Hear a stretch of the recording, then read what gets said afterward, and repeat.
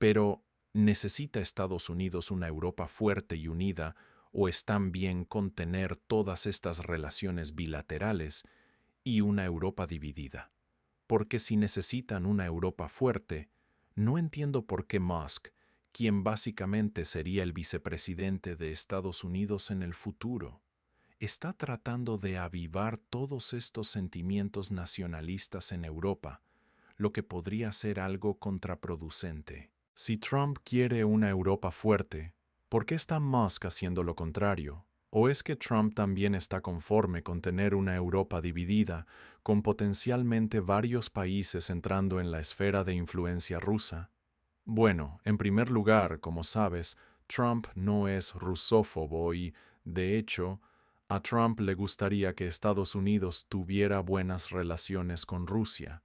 Trump tiene un gran respeto por Putin y le gustaría tener buenas relaciones con él. Entonces, si los países europeos comienzan a moverse en esa dirección, si el AfD gana en Alemania y fomentan buenas relaciones con Putin, esto no es algo que vaya a enfadar a Trump, ¿verdad? Puede que enfade a la gran mayoría de los estadounidenses en el establishment de política exterior o a la gran mayoría de los individuos en el establishment de política exterior estadounidense, pero a Trump no le va a importar mucho. A J.D. Vance no le va a importar mucho. A Musk no le va a importar mucho. Pero el problema es que esto va a causar todo tipo de problemas en toda Europa y va a causar todo tipo de problemas para las relaciones transatlánticas. Ese es el problema que enfrentas aquí. Sí, y supongo que también, si el objetivo final es China, Trump querría acercarse más a Rusia nuevamente y potencialmente usar a Rusia contra China. Mi opinión, como sabes, Paul, ha sido durante mucho tiempo que Estados Unidos debería pivotar hacia Asia y debería alejarse de Europa. Se puede argumentar a favor de mantener la OTAN intacta, mantener una pequeña presencia estadounidense en Europa, pero no hay una amenaza de seguridad en Europa que necesite que estemos en Europa de manera significativa. Nosotros, refiriéndonos a Estados Unidos, enfrentamos una amenaza real en el este de Asia, y esa es China. China es un competidor de igual nivel y deberíamos pivotar hacia Asia. Quedarnos empantanados en una guerra en Ucrania y en una guerra en Oriente Medio es una locura, en mi opinión, porque hace increíblemente difícil lidiar con el este de Asia. Bueno, parece que Trump está de acuerdo con esto. ¿No es así la nueva administración? Estoy de acuerdo, creo que es correcto. Y creo que ves esto, ya sabes, con el alto el fuego en Gaza. Trump está muy interesado en cerrar el conflicto israelí-palestino.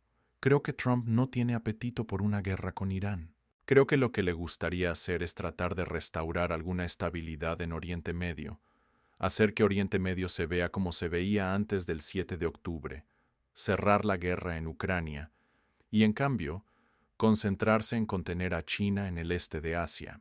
Creo que en un mundo ideal eso es lo que le gustaría hacer. Pero el problema que enfrenta es que es notablemente difícil cerrar los conflictos en Oriente Medio, y es notablemente difícil ver cómo se puede lograr un acuerdo de paz significativo en Ucrania, y cómo puede América contener a China en el futuro. Bueno, Estados Unidos tiene que perseguir una política de contención en el este de Asia que tiene dos frentes. Uno es un frente militar y el otro es un frente económico. Con el frente militar, lo que haces es construir una estructura de alianzas y tratas de contener a China de la misma manera que contuviste a la Unión Soviética durante la Guerra Fría.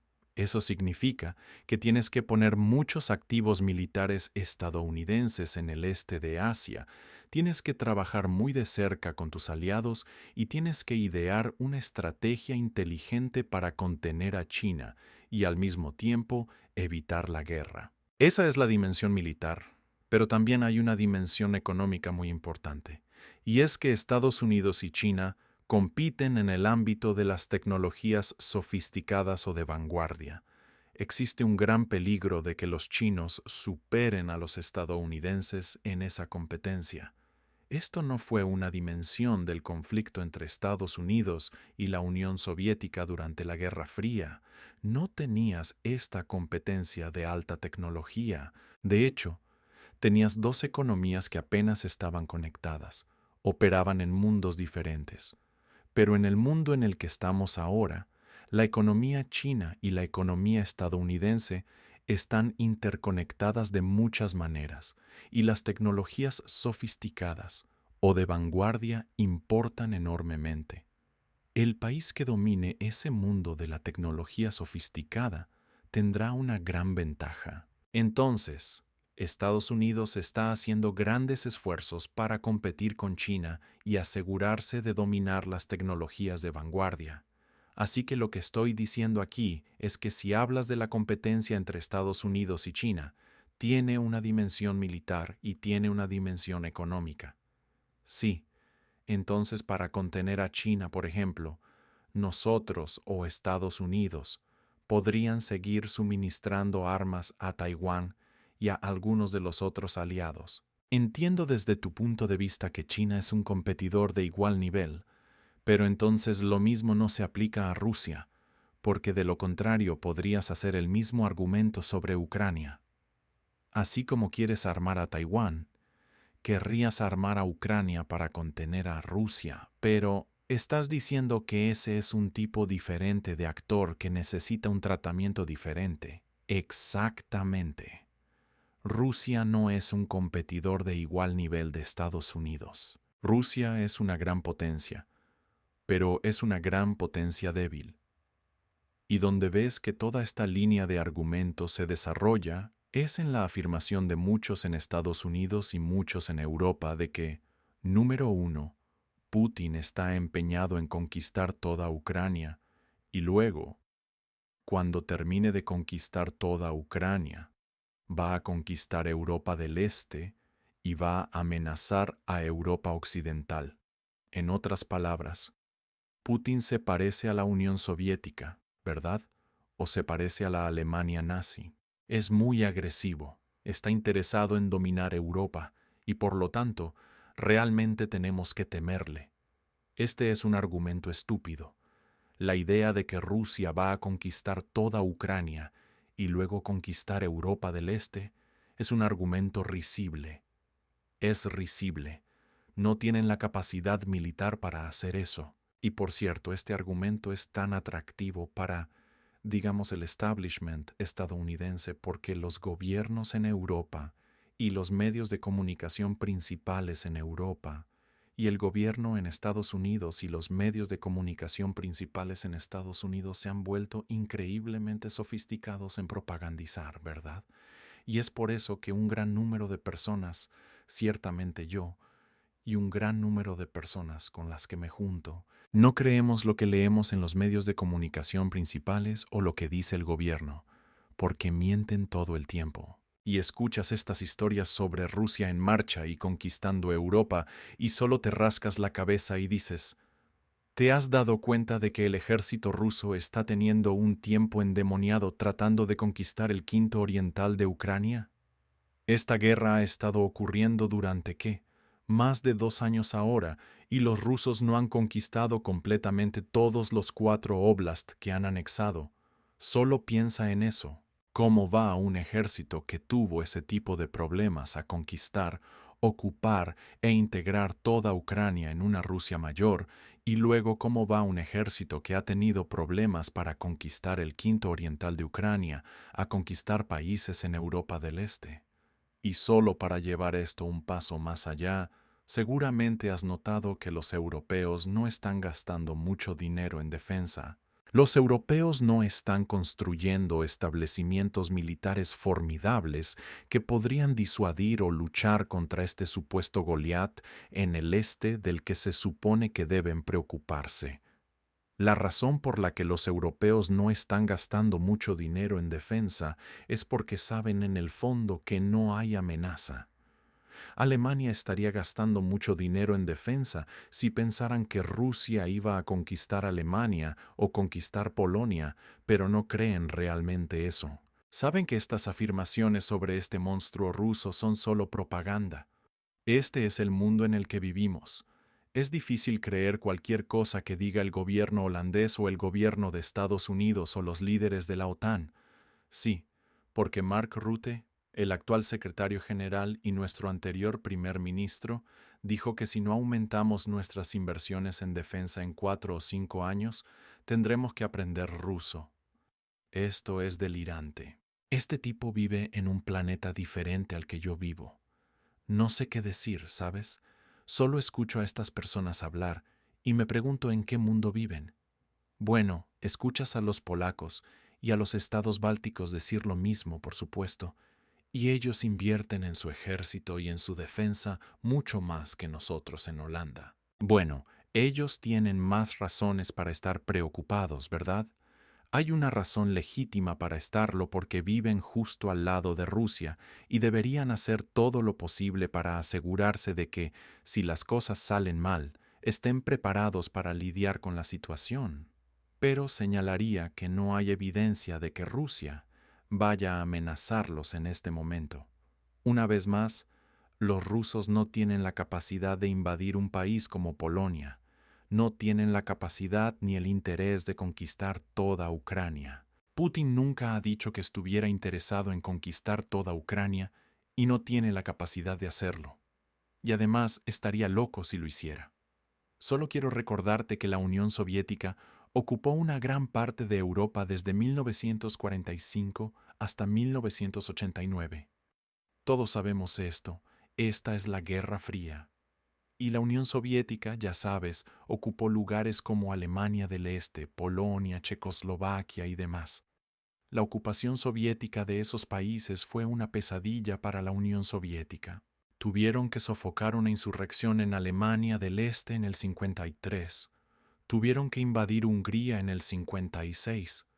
Tuvieron que invadir Checoslovaquia en el 68.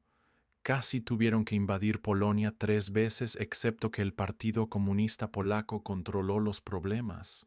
Y luego estaban países como Albania y Rumania que les dieron dolores de cabeza constantes. ¿Crees que los soviéticos, disculpa, crees que los rusos hoy quieren repetir esa experiencia? ¿Crees que quieren entrar en todos estos países e intentar ocuparlos? Encontrarían una gran resistencia. Este es el problema que enfrentan si entran en Ucrania Occidental. Ucrania Occidental está llena de ucranianos étnicos que odian a los rusos. Si Rusia conquista Ucrania Occidental, ¿qué crees que van a hacer esos ucranianos étnicos? ¿Crees que van a levantar las manos y decir, oh, estamos contentos de que los rusos estén aquí, queremos ser parte de una Rusia mayor? Por supuesto que no. Lo que van a hacer es resistir. Los rusos van a enfrentar una insurrección gigantesca. Putin es un tipo muy inteligente. Estaría loco si invadiera Ucrania Occidental, mucho menos intentara conquistar Europa del Este, o los Países Bajos, o... Sí, pero John, tú también. Tú tampoco esperabas que Putin terminara invadiendo Ucrania, ¿verdad? En el 22. Mira, dije a partir de 2014, ¿verdad? Que si la OTAN persistía en traer a Ucrania a la alianza, esto iba a conducir a un conflicto, que los rusos no se iban a quedar sentados y aceptarlo. Y de nuevo, Angela Merkel dijo en abril de 2008 que entendía que traer a Ucrania a la OTAN era una declaración de guerra. Así que había todo tipo de evidencia de que para principios de 2022 la guerra estaba en el horizonte. ¿Y qué hicimos en Occidente? ¿Qué hizo Estados Unidos? ¿Intentamos llegar a un acuerdo para evitar la guerra? No hicimos eso en absoluto. Cuando Putin escribió una carta el 17 de diciembre de 2021, esto es aproximadamente 2 meses antes de que comenzara la guerra, a Occidente proponiendo términos para algún tipo de acuerdo para evitar una guerra, Estados Unidos básicamente se negó a negociar sobre esa carta y al mismo tiempo estábamos diciendo que la guerra era probable. ¿Recuerdas que el gobierno de Estados Unidos estaba prediciendo la guerra antes de que ocurriera, verdad? Sí, entonces, ¿qué hicimos para evitar la guerra? Macron intentó nada. Y luego, cuando estalló la guerra, Putin envió inmediatamente después de que comenzara la guerra un mensaje a los ucranianos de que quería negociar un acuerdo para detener la guerra. Y como sabes, las negociaciones comenzaron en Bielorrusia, luego se trasladaron a Estambul y esas negociaciones estaban progresando excelentemente. Y no respaldaron la respuesta llegó exactamente. Exactamente. Entonces, él fue enviado, ¿crees que para sabotear esas negociaciones? Fue enviado. Estoy seguro de que estaba feliz de ir. Sí, es un superhalcón. Es un rusófobo de primera categoría y él, como la mayoría de la gente en Occidente en ese momento, pensó que Ucrania podía ganar la guerra. Por eso le dijeron a los ucranianos que abandonaran el acuerdo, porque pensaron que Ucrania, con el apoyo occidental, derrotaría a Rusia y sacaría a los rusos de las filas de las grandes potencias. Y estaban equivocados. Fue una decisión catastrófica. De nuevo, la OTAN, y aquí estamos hablando principalmente de Estados Unidos, es importante enfatizar que Estados Unidos tiene la responsabilidad principal por este desastre. Los europeos fueron tontos por seguir a los estadounidenses, pero son los estadounidenses los que están en el asiento del conductor, y los estadounidenses estaban muy interesados en que esas negociaciones en Estambul no funcionaran porque queríamos continuar la lucha y pensábamos que íbamos a ganar. ¿Quieres recordar que en el otoño de 2022, la guerra no tiene un año de edad en ese momento? Los ucranianos están yendo muy bien en el campo de batalla y el general Milley, quien es el presidente del Estado Mayor Conjunto en Estados Unidos, dice que ahora es el momento de llegar a un acuerdo porque este es el punto más alto para Ucrania. Solo empeora para Ucrania, dice Milley, porque entiende que Putin ahora está movilizando la economía y movilizando tropas para aumentar el tamaño y las habilidades del ejército ruso. Entonces Milley dice, resolvámoslo ahora. La Casa Blanca dice, de ninguna manera, tenemos a los rusos en retirada y vamos a acabar con ellos. Y por supuesto los europeos están de acuerdo con esto porque los europeos creen todas estas ideas delirantes que los ucranianos y los estadounidenses están fomentando. Y el resultado final es que la guerra continúa. Pero lo que pasa es que el general Milley tenía razón. Y en el año 2023 y ciertamente en 2024, el equilibrio de poder cambia en contra de Ucrania y a favor de los rusos. Y ahora estamos en una situación en la que parece que los rusos van a ganar una gran victoria. Sí, interesante.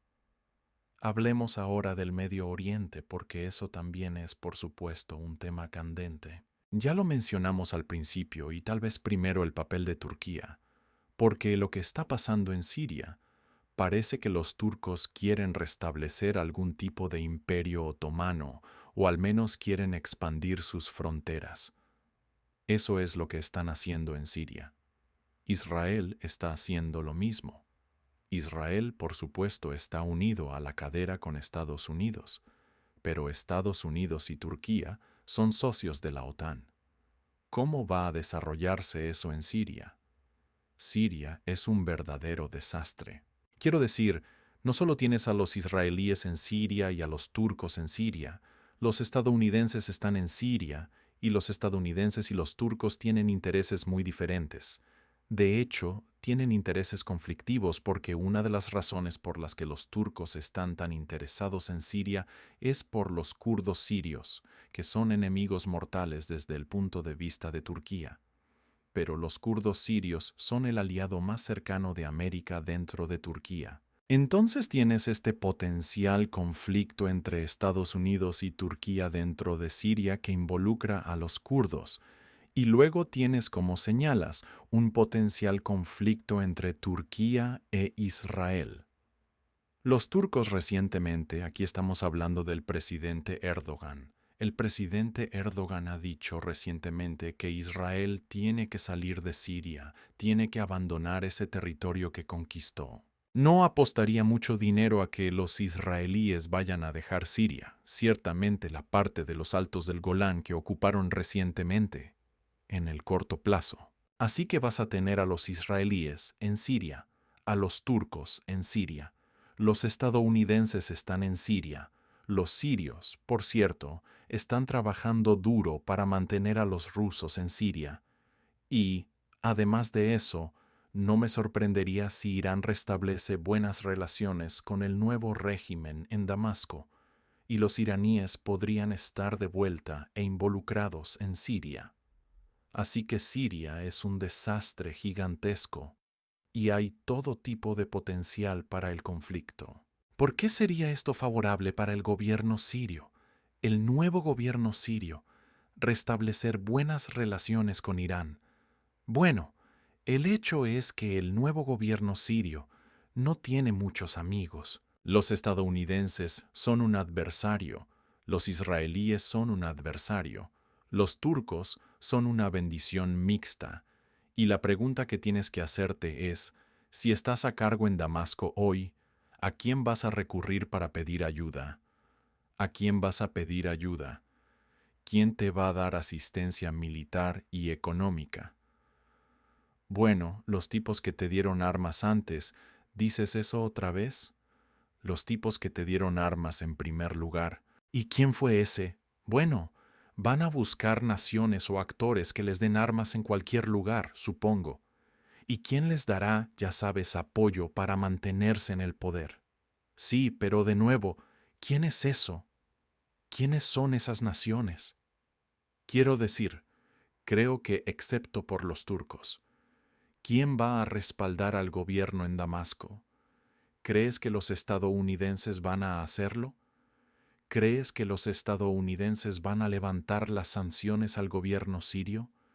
¿Tú crees? No apostaría mucho dinero en eso. ¿Crees que los estadounidenses van a devolver los campos petroleros que ahora controlan y los campos de trigo que ahora controlan en la parte este de Siria? No lo creo.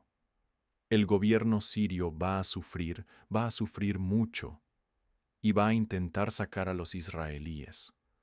Los israelíes no se van a ir y los israelíes continúan bombardeando activos militares en Siria, y de hecho, fue hace poco que atacaron a las fuerzas gubernamentales existentes. Así que el nuevo gobierno en Siria tiene problemas reales con Estados Unidos, tiene problemas reales con Israel, y esos dos, como dijo Paul, están unidos por la cadera.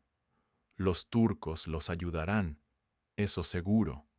¿Por qué están tratando de mantener a los rusos dentro? Están tratando de mantener a los rusos dentro porque entienden, los líderes en Damasco, que necesitan toda la ayuda que puedan conseguir. Sí, están cubriendo sus apuestas, y eso puede significar Irán.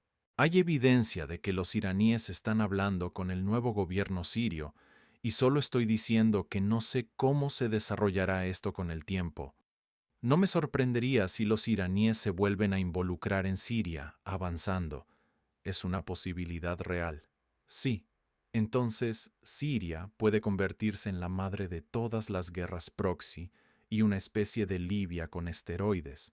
Pero sí, creo que eso es correcto. Sí. Bueno, tal vez también un poco sobre el conflicto entre Israel y supongo, porque sé que ustedes tienen opiniones opuestas sobre eso, porque, John, has dicho en múltiples ocasiones que Israel está cometiendo genocidios. ¿Es eso correcto?